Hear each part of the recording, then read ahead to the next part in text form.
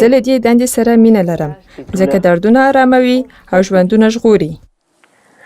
په جرمني کې لږ خلک د نرسنګ او پرستارۍ په خدمتونو کې کار ته لیوالتیا ښیي او دا خبره جرمني ته په ستره ستونزه اوښتې ده ځکه نو په دې څانګه کې زده کړه یوه ښه شتمني او د دندې لپاره یو غوره فرصت دی.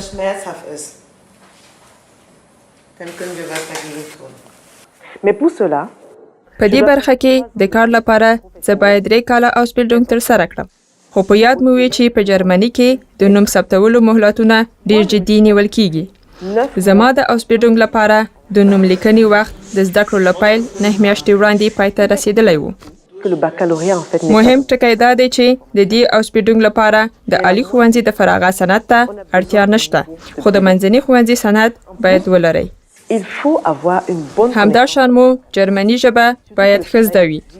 په دې دنده کې اړتیا ده چې له ناروغانو سره په خبرو او د ډاکټرانو په طبي اصطلاحاتو پوه شئ.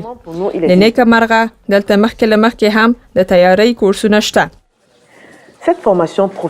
زه د دې پروګرام لپاره پیسې ترلاسه کوم. دا پروګرام د عملی او نظري درسونو 2 برخې لري او په هر شپږو اونیو کې یو ځل سره بدلیږي. په تیوري کې موږ د اناټومي، بیولوژي او روغتیايي پاملرنې درسونه لرو. وروسته بیا روغتون ته ځو او زده شوي درسونه تمرینوو. له زده کړو وروسته هر څوک کولی شي د روغتون تر څنګ په کور یا د زیات عمر لرونکو کسانو پالنځای کې د ناروغانو پالنه وکړي او یا هم خپله د نرسنګ شخصي کمپنۍ پرانیزي. زه خپله غواړم په روغتون کې کار وکړم.